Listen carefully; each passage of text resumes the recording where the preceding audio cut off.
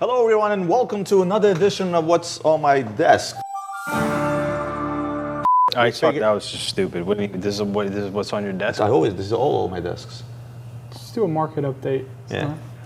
Hey guys, I'm joined by our top dog buyer, Adrian, as well as our little dog buyer, Marco. And the reason they're both here is because we're going to go through a little bit of a market update. It's been a little bit. People continually ask us on Instagram, email, WhatsApp, fax, etc.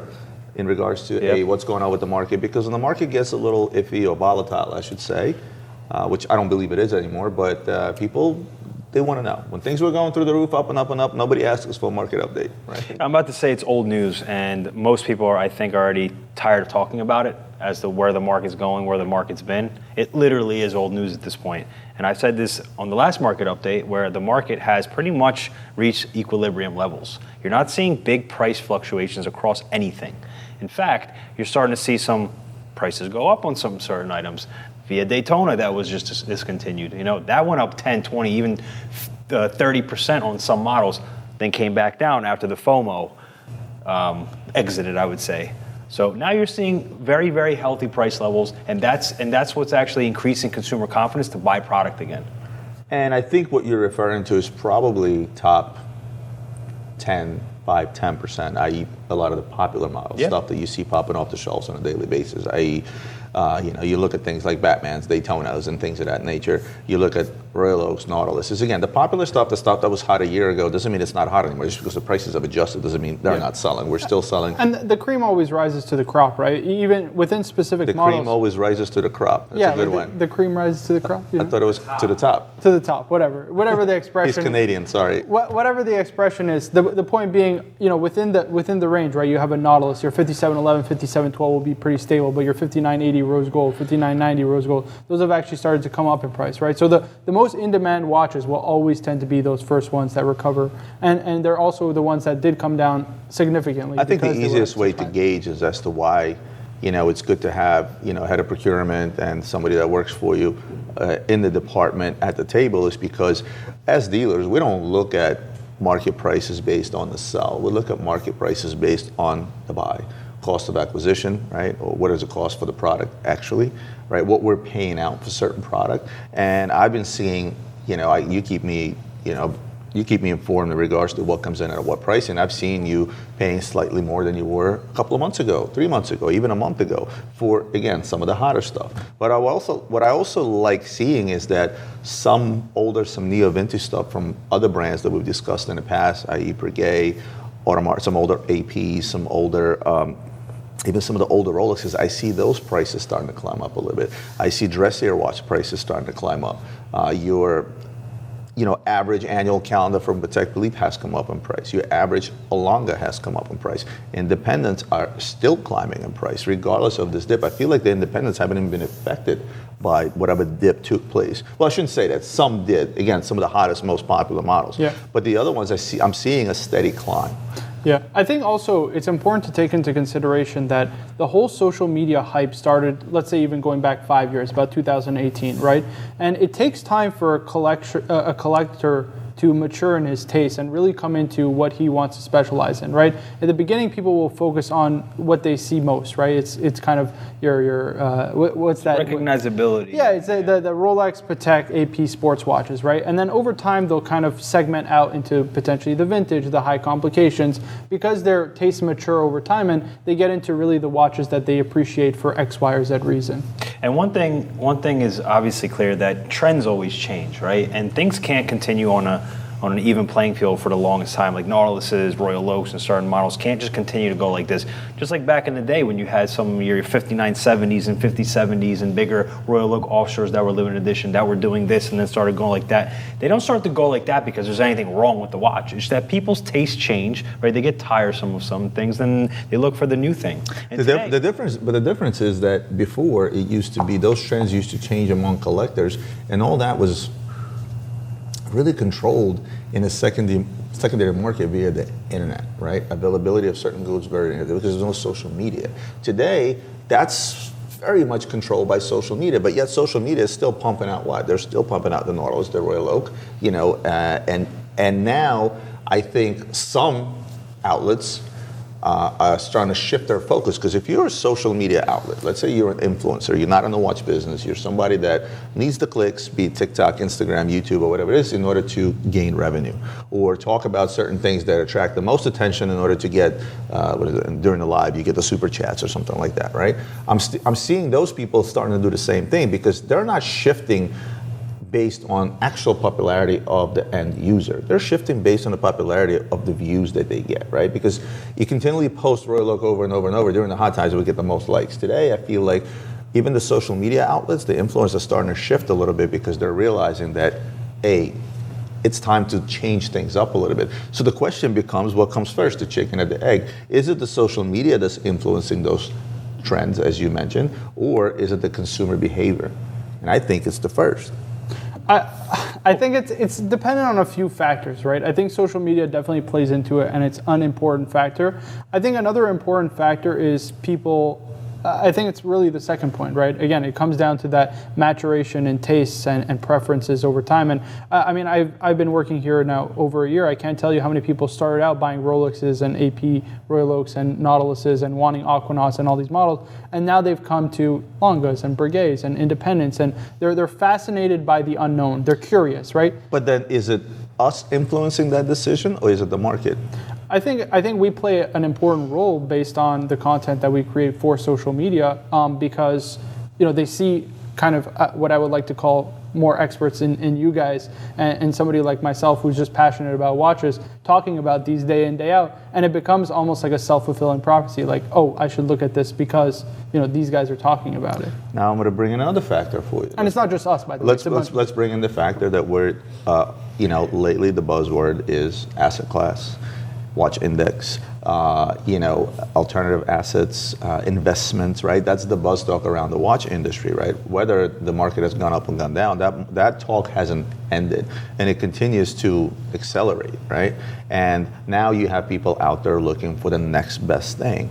And my whole issue with that is that, case in point, I went to see 𝗴𝗿𝗄𝗯𝗲𝗀, the video that I did in Florida, right? I think it was an episode of Gray Market. And me and him, we discussed 90s watches, late 80s, early 90s watches, right? Those 30 to 35-year-old watches that in his mind are the next best thing. I'm wearing one of them, right? I was inspired as a watch lover to actually, and I've always liked these, right? I've never not liked these. I like all watches. I'm a bad example when it comes to picking a certain genre of collecting, right?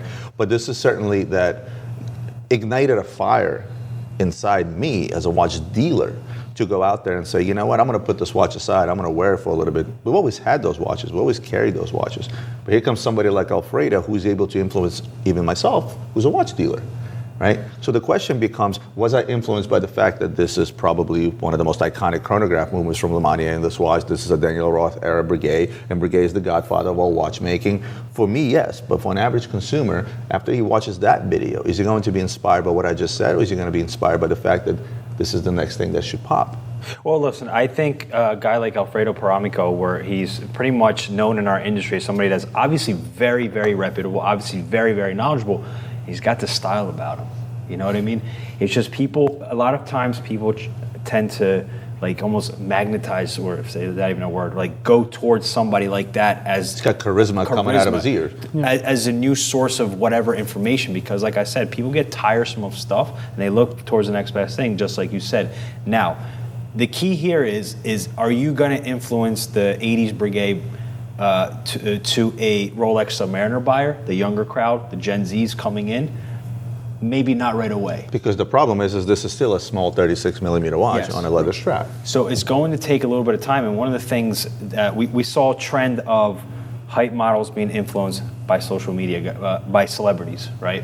Now you're starting to see these watch celebrities within themselves, guys like yourself, guys like, a lot of these guys have a couple 100,000 followers that are not posting Rolex Submariners. They're posting Journes, they're posting MB&F, they're posting Urwerk, Caribbean, stuff like that. So people look towards them as the next hot thing. Case in point, I had a guy who traded in six of his Royal Oaks, a few of his Daytonas, in for an Urwerk, an MB&F, and a Lange. And most people would think, what are you doing? That's absurd. That's absurd. But the bottom line is he said that I saw these people doing this. I looked to them for information because most of the time, let's face it, these watch influencers are the ones with the knowledge. They know the product. They know the. And you're strictly talking about not just watch influencers. You're talking about hardcore collectors that have millions in their collections. Yes. Right. It even goes a step beyond that because you look at celebrities, and celebrities are starting to take note. I just saw Kevin Hart wearing platinum AP. It's that 36 millimeter open work perpetual. Well, he also bought a Star Wheel. So you just bought a vintage Star Wheel open work perpetual. You saw Jay-Z get a $24.99 piece unique. So their tastes are also evolving over time. These were collectors who were collecting the hypest hype watches. At one point, gave away rose gold Daytonas as a party gift, and now are collecting vintage Pateks that are so sought after. Would you say that's something that started with Drake or Kanye? No, Jay-Z isn't illegal.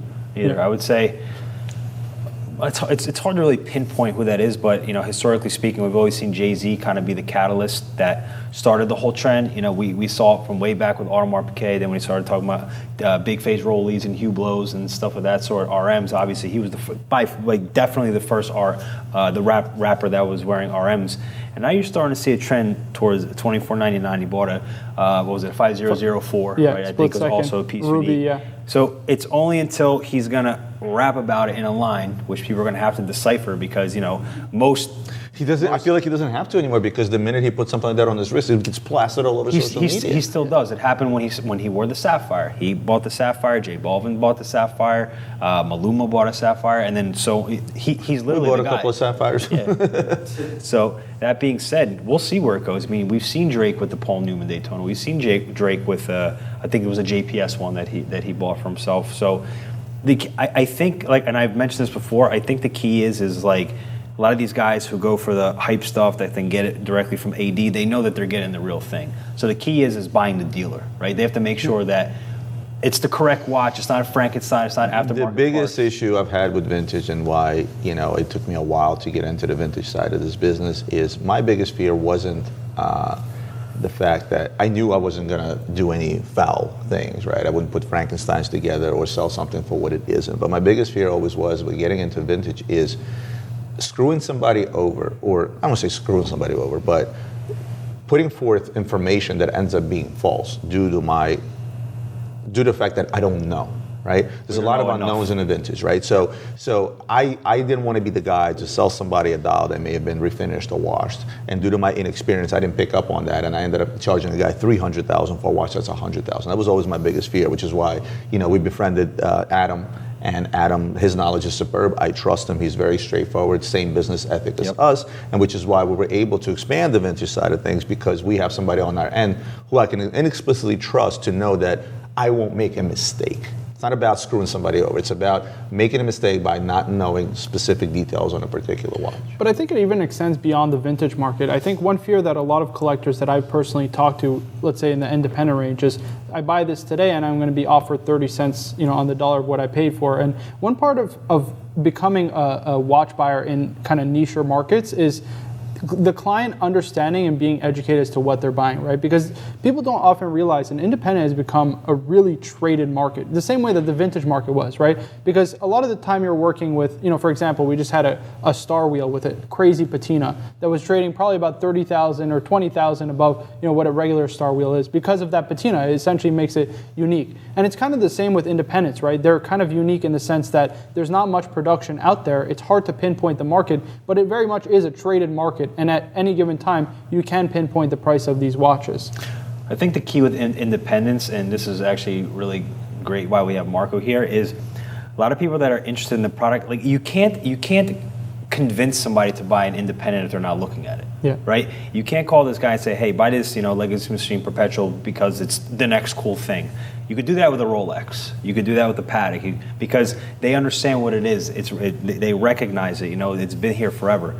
So what it takes right now, where independent brands are, is it requires a demand for the product and somebody on the other side, like a Marco, to explain every nut and bolt of the watch and as to why it costs this much, why it's important, then they buy it. That's why our independent sales have skyrocketed over the past couple months. Yeah. Because we've actually been going after them and we've been selling them. What the funny part is I've always been buying and selling independents, and then I think Marco actually was the missing link when he came in here because with him, I don't often get on the phone with clients. I do still, obviously, a lot of my time, but my time is spent doing other things. And I think Marco was that missing link between me always wanting always buying them, you always bitching me about buying them, and then him coming in and actually, sort of closing that circle. You're able to keep me down to earth in terms of the purchase prices and things like that. He's able to then go out and actually properly educate consumers on them. And I've done my fair share of that. But right now, to have somebody within the sales department that's able to do that and execute on that, I think that was the missing link, and that's another reason why I think our independent sales went up. There's still that gap between the effort and information that needs to be conveyed to the client in order for them to buy the watch. Once that gap, essentially, if that window gets smaller and smaller, you're going to see a rise in transactions of these watches. I mean, on our end, same thing with, think about it, 𝗙𝗰𝗲𝗀𝗍, right? Yep. This is a watch, this is an independent brand per Yeah. se, Yep. that traded for crazy amounts of money. I mean, the MSRP price on the average piece is now, I don't think, less than $200,000, or that's where they're trying to get to. But they don't need to explain to the customer what's in the movement, what's in the case. Because they went the hype route. Well, what does that mean? They went to the hype route. You can't just say I'm a hype watch. Hold on, because when they They became a brand. They're able to effectively communicate to the client that this is special, and the client's going to buy it. An MB&F, an Urwerk, a Moser, or those likes. You have to sit to the client and you have to explain to them. It takes a lot more to explain than a 𝗙𝗰𝗲𝗀𝗀𝗋. Once that window closes But then down, if you look at 𝗙𝗰𝗲𝗀𝗋 as an independent watch brand, right? Let's talk about horological innovation in the last 3-4 years from 𝗙𝗰𝗲𝗀. What did they make? But outside of your average buyer isn't buying the watch outside of the ultra thin Ferrari Tourbillon that they made, in terms of innovation horologically. Now I'm not going to talk about materials. Horologically, there wasn't really much. In the beginning, they came out of the gate uber strong. No, you're not wrong. But again, I think Adrian, 3, 4. I think Adrian hit the nail on the head. The average 𝗙𝗰𝗲𝗀 buyer in the past, when they were buying an RM01, 02, 03, 09, or whatever that they were buying, at the time that they were buying it for the movement, right? What made it special? Even you go to an RM56, right? Like the uber complicated 𝗙𝗰𝗲 hyper innovation racing machine on the wrist. That's what people were buying for. Now, that's not what 𝗙𝗰𝗲𝗀 is about, unfortunately speaking, right? Because it's still just as innovative. It's still just as good. I agree with you. The RM1103 carries the same chronograph movement of a Parmigiani. Yeah, but it doesn't. It's irrelevant. The look of it. So let me ask you a question. If tomorrow, let's pick a brand. A 6501 has a Parmigiani movement too, and it still strays over. Hold on, pick up. Unlike the 004 split-second chronograph, which was made by Renault and Papy, and it had an innovation single-clutch system, right? They got away from that because they don't have to, as you said, anymore. So my question to you, do we see a future in other independents taking MB&F, taking Urwerk? Let's say tomorrow MB&F blows up to the levels of 𝗙𝗰𝗲𝗀𝗀. Do they stop that innovation? I don't think so. I mean, Are they going to go out and buy Parmigiani chronograph? Here's what we've seen across the board in the market. Less is more. Yeah. Simplicity is what sells, okay? Now, there are pieces, obviously, within AP, within Patek, that grand complications that demand crazy, crazy premiums. But the bottom line is you have more consumers out there that'll buy an RM10 rose gold for, let's call it $150,000. We're talking about an old rose gold, time-only 𝗙𝗰𝗲𝗀𝗀𝗀 that's been discontinued for 10 years, and they will a 10-day Patek Philippe Tourbillon. That's all it is. And I'm gonna switch gears a little bit. I'm gonna talk some dollar amounts. If we want to get a gauge on the market. Now, obviously, the way I gauge the market is I like to gauge it internally. Me and you review numbers daily, weekly, monthly, quarterly, and things of that nature in terms of sales. Now, last year we wrote off pretty much the last 6 months of the year. We were the year prior, because the show gray market was about a road to 300 million a year, right? And me and you were feeling pretty confident the first half of last year because we were on track to do over 150 from 126 the year before. After the market took a dip, obviously it's no secret, sales or revenue has suffered. And we ended up closing the year at 130, which was still impressive considering we beat the best year ever prior, considering the market was pretty much like this for 6 months of last year. For sure. We come into the new year, again, it felt a little shaky in the very, very beginning. Things have picked up, and we finished off the first quarter a little bit weaker, but then with finishing off last month, we were able to break out to the average that's at least on track to put us at the same number as last year. But what I like seeing is we're seeing a steady, from January down to April, we're seeing a steady incline, right? So I think we're on track to beat last year's numbers, right? I don't know if we're necessarily on track to do 150 million, and the next couple of months will show, but I am seeing a steady increase. So to me, that tells me that the market is picking up, not because my internal numbers mean anything, but in reality they do. If you look at revenues across some of the bigger guys out there. Let's go big. Let's go Watches of Switzerland, for example. Last year, they did 1.2 billion in revenue. So essentially, we made up 10% of their revenue, right, of one of the biggest retailers out there, if not the biggest, right? So to me, that tells me that, look, the numbers that we have here internally are significant enough for me to make that conclusion. Plus, I'm seeing what's going on daily. We see what's going on in the sales department. Last month, we had Kevin hit his $1 million month for the first time. We had David, last few months, hovering around that $1 million mark. Marco has been consistently over $1 million for the last 3 months. Alex is still putting his average numbers. Anna, yourself, myself, right? We're still putting up those numbers, and we're seeing those numbers climb. So that tells me that we are in a healthy market. And mind you, not like we shifted gear. We were always diversified. We've always had the longest, the Patek's, the Breguets, and all that stuff, and the independents. Rolex is still Rolex. But there's still a lot of, I actually, in my personal opinion, believe we outperformed 2021, which was, I would say, the craziest year that anybody's ever seen, period, in anything, right? I mean, those numbers were, from 2020 to 20. It's unfair to compare because I think 2020 was just like a lost year for most people. Yeah, but we still did over 100 million. The last quarter of million. 2020 was actually pretty solid, was when we started seeing an uptick. 2021, ridiculous. Here's why I think we outdid ourselves in 2022.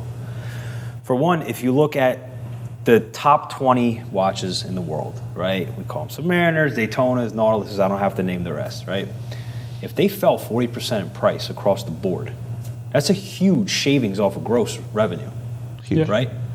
So what actually happened was we sold more units, obviously less price, but then we also sold much less bigger pieces. In 2022, if you remember, we sold many RM Tourbillons, many Patek Grand Comps, many APs this.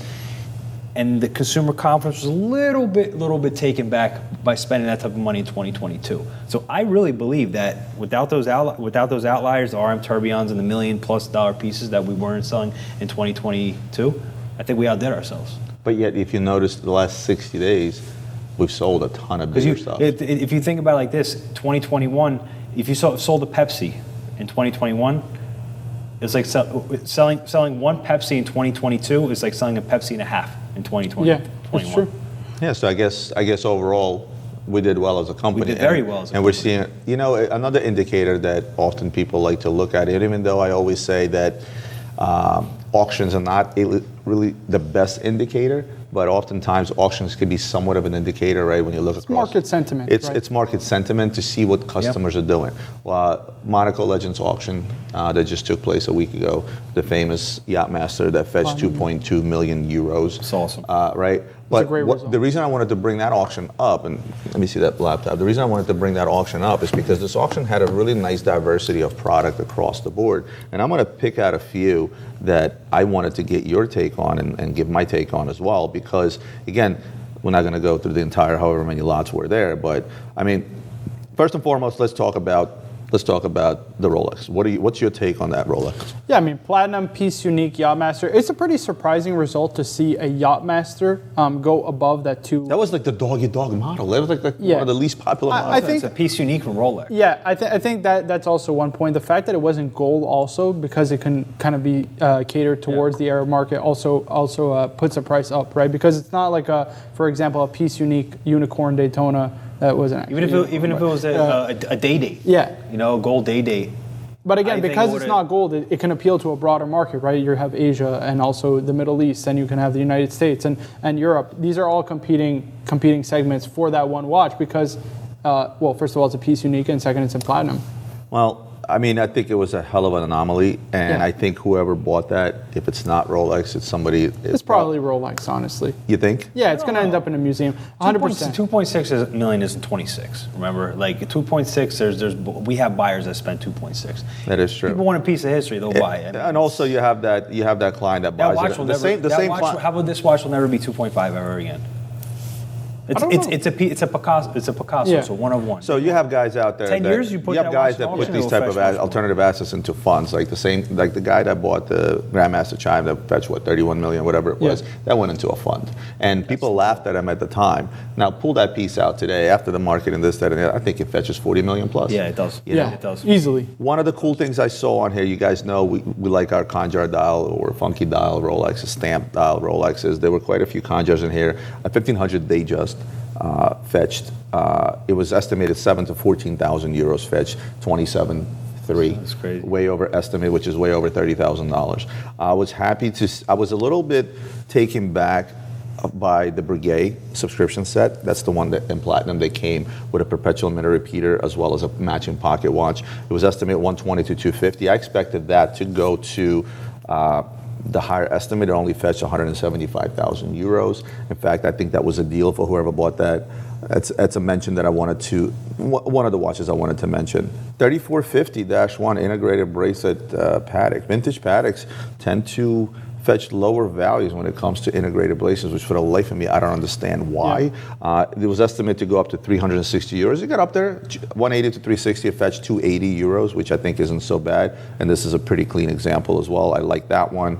What is it about integrated bracelets from the likes of Patek Philippe or Lange that just like it requires so much more, I would say, just information and work to sell rather than its leather strap counterpart? I think people see it and they don't understand the value in it, in that, you know, one of those watches maybe is like 20 other production models or even potentially more, right? Like we have a... I think it should be the other way. I think integrated bracelets should fetch more money. Oh, of course. But they don't. But the thing is I think it's... 5204. Yeah. Second on I mean, 5270R. There's so many... 5204R is probably the most undervalued watch on the market, but we can talk about that a whole other day. Yeah. So, go ahead. Well, somebody got a smoking deal on the original triple calendar moon phase Vacheron.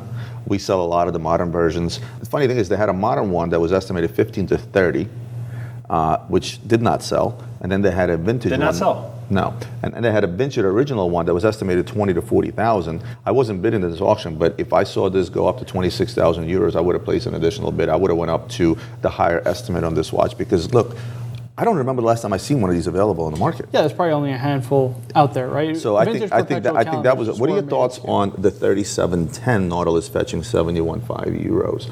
I mean, this is what we're talking about, 80,000 roughly. Yeah. I think that was, for one, I think it was one of the most undervalued watches out there, the Power Reserve Nautilus, but they estimated a 60 to 120. I was for sure thinking this would go over the higher estimate. No, I don't think so. I think the craze for that watch got to where it got like 3712s, the 3710, stuff like that, 5800s and the like. They kind of just followed the tail of, you know, the rest of the modern Nautilus, and I think that kind of just simmered away. Kind of more like your 54, some of your 5402s and stuff like that from AP Royal Oak, like those price levels. When the market dips on a model, and it's so unfortunate when this happens. It starts with the modern stuff. The minute the modern stuff took that dip, it affected all the older stuff, and that's when I tell people when you go in. Because the vintage stuff only was made in so few numbers. I mean, you're talking about a prime example, it's even fewer. So if no matter human nature affected, the dip in the vintage counterparts, like the 5402s or the 3700s, because of the modern stuff, and that's when I think you should go in and capitalize. Listen, I also think that if you are sitting behind there and you're participating in the auction, a lot of times you'll see some of these crazy fetch results happens with the velocity of the auctioners. I mean, the people that are participating. So if you see a slow bid process, it shakes your confidence because it's not as good a product. When do people spend most money? But I think when did I spend most money? When I have the FOMO. Yeah. Fear of missing out. But I think that you also have to understand that majority of the bidding doesn't take place in person either anymore. It takes place in. But people see the price climb. Yeah. I guess getting caught up in the hype. Sometimes it's one of those things like you just don't catch the what's that term in gambling? Yeah, I mean that's the risk that you take in going into auction, right? Anytime you're buying or selling a piece at auction, it could be a hit or miss, and that's why it's not the ultimate market indicator. Although I think it is a leading indicator in terms of what the market sentiment is like, right? Bull market versus bear market. I think this auction had varying results. I think it showed that, listen, the market is still very, as much as it has stabilized, it's still a little all over the place. You know what I mean? Like on any given day, it's tough to say, or at least I'm still learning what the market is like on any given day. So I think the market is starting to stabilize, but still is very much in kind of I don't know. Here's a hot take for you. People often ask me, they're like, Roman, sometimes I know you buy things in auction. I said, of course. Why wouldn't I? In fact, I think majority of the purchases in all major auction houses are bought by dealers, not the private customers, right? And at the end of the day, they're like, well, okay, well, you bought a watch in auction for $5, and then you go to put it on your website for $7. People know what you paid, and like, how did I say? Well, first of all, a very simple answer. I said I don't mind. I don't mind letting people know what I paid for something, and if I manage to get a good deal on something in auction because of some fluke and not enough people bidding, that's my win. And just because I want to mark it up even 50% because I feel like this is what the watch is worth, especially when you're talking about something, extremely rare, I see no issue with that. And in this auction, you had a few pieces like this. For example, you have a 3970J with a diamond bezel, right? Baguette diamond bezel. Now, this thing fetched 286,000 euro. I don't know who bought that watch, but if it's a dealer that bought that watch, I see no reason why. If I bought that watch for 286 euro, I see no reason why I wouldn't ask the $400,000 euro high estimate on it, because that's a unicorn. Well, you're entitled to that, and that goes back. Why do a lot of dealers participate in auctions? And it's a very simple, very, very, very simple answer, in my opinion. A lot of times when people are bidding in auctions, there is a lack of confidence in what you're actually buying, whereas us dealers, for the most part, know more.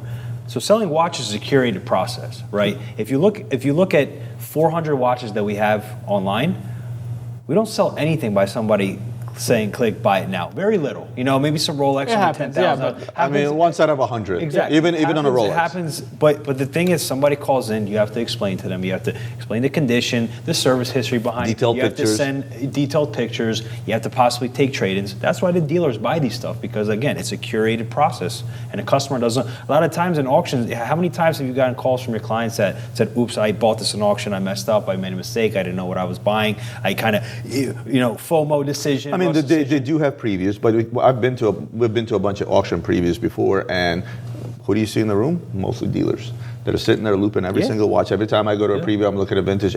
We went to Christie's in South Beach with Adam. He looped every single watch. On the modern stuff, it's like, hey, this, fine. Yeah. But anything that's slightly older. I mean, we have to talk about the 2523/1, the Patek that estimate 2 to 4 million. And a lot of people thought that, hey, this thing isn't going to fetch buku numbers, and it did. It fetched over 3 million euros, and rightfully so. Again, another one of those watches, as I mentioned earlier, that now that whoever owns it can name a price. There's no reason why that guy can't ask for 4 million, because, like I said, good luck finding another one. It's just like straight treasure hunting. That's exactly what it is. That's part of the fun in auction, right? Yes, and a 1463 fetched 286,000 euros, so it's over $300,000. A 3700 with archives, not complete, fetched 97.5. That's in line with the market if you convert that to dollars. How about even a 15202 BC? I think came up. Well, that's the one. There was a couple of pieces. There are a couple of pieces in here that we actually have that justify the price that I was asking. Now, we're at a trade show. We have the 5402 BC, the original Royal Oak, right? White gold, diamond dial, uber rare watch. Made very few of them. And full set. And as we're at a trade show, deals are coming up. How much? Well, 2.25. Oh my God, it's just too much. It's worth this. It's worth this. I'm like, well, find me another one. Full complete set, right? With the original box and everything and paperwork. I said, find me another one. I'll buy one for 160. Well, I don't have one, but I think it's worth this. And it's nice to go into an auction and see that your asking price is actually justified. But an example that's not a full set that fetches the same exact price. It fetched 208,000 euros, which is what, roughly about 240 some thousand dollars at this point. And this was not a ours is complete set plus so there were a couple of pieces in here that actually really justified our asking price. Well, I like seeing that, because when customers call me, I can say, well, look at the auction result. One you like, the Clover. The Quantine Perpetual Clover from those have exploded in value over the last that's a watch I used to be able to buy for like no money. This thing fetched 52,000 euros, and I actually know who bought that, and it was a dealer, so you're going to see it out there for a higher price. And I'm just going to scroll through here. One more piece that justified, I was happy to see, was the last lot, which was the Conjar 3700 in white gold condition. We have one in yellow gold. This one fetched $1,450,000. Where we have one that's, I feel, is in better condition with the original box, which you rarely find. And I was happy to see that result. And again, this is for selfish reasons. But overall, you had a nice mixture of watches here. And you had a mixture of results, meaning you had some watches fetch ridiculous numbers, and you had some watches fetch numbers which I felt were deals.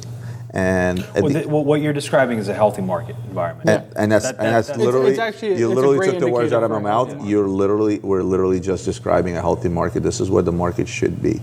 Because we're coming off an auction season where everything was over the estimate. That's not a normal market, right? Yeah. I mean, now it's healthy. Yeah, it is. It's been healthy for a couple months. As long as all your local cable news networks don't come out with some crazy information. This bank collapsed. This happened. That's what. But see, a lot of people told me that when this whole thing happened. By the way, Republic Bank is being bought out by JP Morgan. Yeah. Shocker.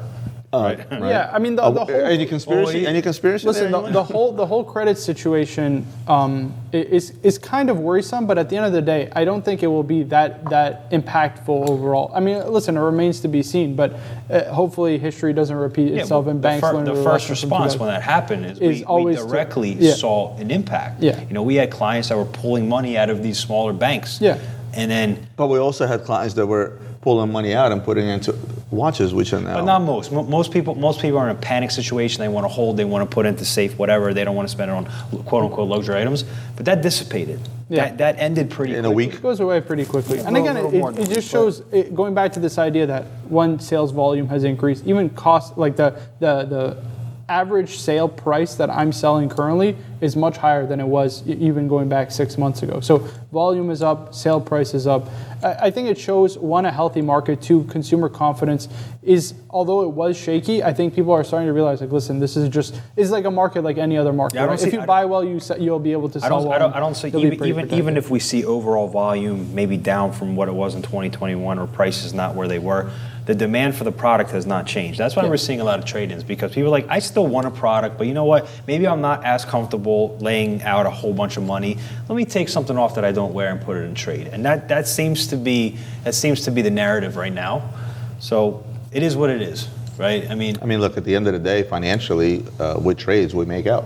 Right? It's no secret that as a dealer, when you sell a product, I'm able to kill two birds with one stone. I'm able to buy a product and sell a product at the same time. And the product that I'm buying is one that I'm going to make a margin on again. And even the problem is you run out of cash eventually when you do that. Even the types of trades that we're seeing, like even for example, we just finished a trade this morning. Shout out to my good client in Hong Kong. He bought a HM3 and traded into Rolexes to get it. Right. This is my case in point. You're right. The independence coming to the forefront, and people are trading in stuff that isn't, not that it's not special. What is the driving factor? What is the ultimate driving factor behind a trade like that? Again, is it mostly the client thinking to himself that, look, these Rolexes have gotten to a point where, they've sort of reached their peak. Yeah. They flatline. They can only go down from here or maybe go up a little bit. Well, he just got fed up of also seeing them sitting in a box. You know what I mean? Like, how many Rolexes can you have at a certain point? And again, it goes back to this idea. He was buying, and his taste started to evolve. He wanted something else. Killed the hype.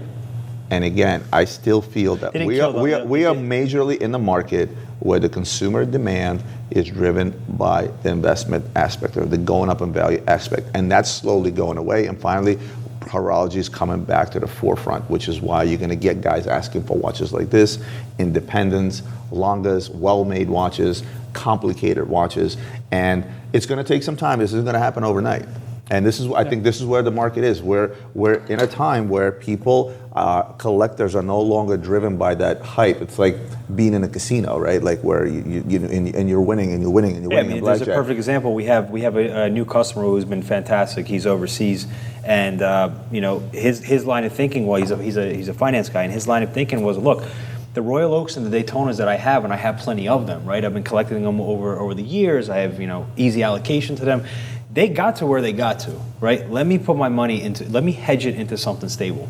So one of the things that I have explained to him was the 5270 in platinum that we had, salmon dial, a 5070 in platinum. And I explained to him the price fluctuations of that model over an extended period of time. And it's done this. 5070p has been this.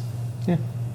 Like this, right? Yeah. Hasn't been this, it's this. Well, years ago. Here's what people always tell me is like, over time and in the watch market, we see in a phenom that you don't see in a lot of the other markets, right? I mean, I guess I shouldn't say that. Okay, you see it in the stock market. 5070p 10 years ago was what price? 5070p 10 years ago was 125. Okay, so it's doubled, but it doubled, almost doubled. But what you're seeing, it didn't happen over time. What happens with our market, and this is what people would, for example, I had a very good collector and friend that came in here and bought 7 or 8 of similar brigades to what I'm wearing, right? And the understanding is this. I always tell them the same thing. I say, guys, with something like this, it's not this. with something the next and up and coming, it's doing this, and then at some point it just does this. It's quick, right? It just pops. It's like I don't know, one of those penny stocks you buy in a healthcare industry, and all of a sudden they create a drug that May I just point out that you compared 50/70p to a penny stock? That just happened. No. I'm sorry. I don't know how that segue happened. I apologize. But see, and that's what happened with the 50/70. It was trading at 125 for the longest time, and all of a sudden, boom, it went to 200. Same happened with the 59/70 platinum. So again, it's one of those things where the market finally realizes, because what happens? Who is holding that product? It's the dealers that are holding that product. So if I'm somebody that has 10 of these chronographs, and I don't remember, I think I paid $20,000 for this one, whatever it was, right? If I'm holding these chronographs and all of a sudden an auction takes place, something that significantly is visible to the world, all of a sudden, and I see these things fetching 50, what am I gonna do? I'm gonna change all my prices to 50 right away. Or actually, I'm gonna hold them back even further, and the price will go up even further, because now the demand is there and I'm the one holding 20 of them. Yeah. So that's why you see the graph sort of do this. All right, so I got to ask, main takeaways, what's the current market situation? How do you see it in the kind of next 6 months or so, based on what's been currently going on? I would say just on a personal level, and just my whole psyche behind it, is I don't feel like I have to look over my shoulder anymore. You know what I mean? Smart. We're still very smart with our buying and our consignment process, which has actually been very, very successful for us as well as our clients. I mean, we get our clients paid in under 30 days, and I think we're fair in our consignment prices. Which, by the way, fell on us by sheer accident. If you want to talk about consignment, we always reserve consignment for clients that may have went and bought something elsewhere that carries a humongous hit, or there's a big line between the buy and the sell for a dealer. A couple of dealers that we work with, our consignment, we were never really a consignment shop, right? No, but I think what happens over time, like I said, trends change over time, and the way you do business, you have to kind of change things as you go to kind of improve on certain things. And one of those things, in my opinion, was there's no point to have 20 Submariners in stock anymore, and Daytonas like we did. Why don't we consign them, use our funds for something else, via independent watches or something more rare, pay a little bit stronger for something that's going to, I guess, net us a bigger margin because it's more special, it's more rare, right? So that's how I kind of overlook us as a business now. Yeah, consignment fell on the top of our head when Adrian walked into my office. I'm going to say pre this correction, he sensed it coming and said, "Roman, we're doing a buying freeze." And within 30 days' time, because we still, we stopped buying from the public for 30 days, and we wanted to offer an alternative. And agent said, "Let's consign."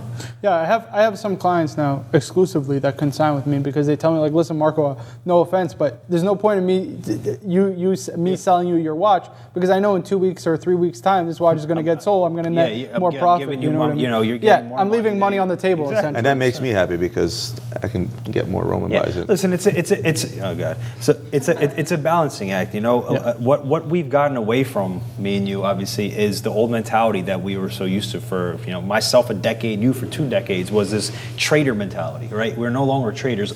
Oh, this seems like a good deal. I'm going to take it, flip it off here. No, we actually manage assets, right? Well, that went from going from the majority being a wholesale company to being. But I think it's very important to look at your assets, look at your inventory constantly look at it. Hey, we need to move this like that. This price needs to go higher. This price needs to go lower. Okay, we're going to use this cash to purchase this. We need to stop here. It's just a constant up and down. You know what I mean? It's a constant puzzle. Well, I'll give you my take on Marco's questions, which we got away from a little bit. I think I called it, if you remember, when market was bad, right? I went out on a limb and I said it on video. I said, guys, you're going to see a steady first quarter of this year, and you're going to see a rise in the second quarter of this year. And that's based on last month's numbers, based on what I'm seeing in terms of pricing, both on the purchasing and the selling end. I'm seeing prices slowly creeping up. And I'm not going to talk about the most popular, I'm just saying in general. And I think this is going to be a very strong quarter leading into the summer quarter, which is notoriously slow. And I think we're going to have a really badass last quarter of this year. That's my take on the market. And again, I'm not talking specific models. I'm strictly talking from a perspective of where the market is. People tend to forget things pretty fast in this industry, or especially this very social media facing, hype luxury goods industry. They go back to old habits. Old habits die hard. They get used to newer price points, whether they're lower or higher. And again, the biggest kicker was this watch industry becoming an alternative asset. But I will finish with this, that for all of you guys out there saying this is an alternative asset, we had a client in today, right, that was looking to sell off a few watches. And he's a guy that, bought a few things here based on his connection, thinking, I'm gonna make money here. I tell him, guys, there's still a fee. Look at this as an alternative asset. Yes, it's a good place to park money, right? Whether it's short-term or long-term. Is it a good hedge against inflation, whatever it might be? Yes, I believe so. But just keep in mind, it comes at a fee. And that fee is guys like us. Because if you are a average consumer that's out there and is invested, I say parked $500,000 in watches, take into consideration the fee you're going to pay upon the exit, and keep in mind that that exit is not instant. Yes, we can take any consignment piece, or we can instantly pay for a watch, take a consignment piece, sell it within 30 days, let's say, but there's a fee, and that fee is the money that we make. You're still gonna pay for our expertise.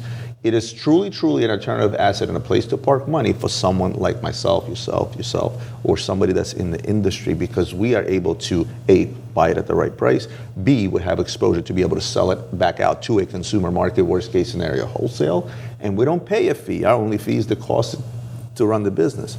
But an average consumer, you're gonna pay that fee very similar to that of an auction. If you're gonna take this watch and you're gonna pay 20 grand for it, and it fetches 25,000, keep in mind that auction is gonna take 20% away from you, and you're gonna go back to the same 20,000. So you have to be extremely careful. And the main thing to consider is the timing and who you do business with. Find somebody that's going to educate you, that's going to be transparent with you, whom you can trust. Well, we did listen. And then you're going to be able to then capitalize on that financially if that's one of the main goals of you purchasing these quote-unquote alternative assets. But as I always say, you buy what you like first and foremost. These things are not really investments. They're expensive toys. And that's just always been my take, and I think it always will be. Yep. Final words, Marco. No, not much to add after that soliloquy. I mean, you pretty much hit the nail on the head. You know what I mean? I will always tell anybody who does business with me never to buy for investment, because at the end of the day, I don't have a crystal ball. You know what I mean? I'm not a fortune teller. I don't know the watch market that well. I haven't been doing it, a decade or 2 decades in your case. But what I can say is that I love watches for what they are, right? Like a passion-based pursuit in horology and art and in just something that makes me feel good. And I think people should buy for that reason. 100%. Well, guys, I wanted to thank you for tuning in. I mean, our market update got away from us a little bit. We kind of ventured off on various topics, so I don't even know what to name this video, but hope you guys stuck around and listened to the end. Leave some comments below what you thought of what we discussed. Give us your opinion, because we love that feedback. Other than that, like, comment, share, subscribe to all those wonderful things that you do to help our channel grow, and we'll see you on the next one.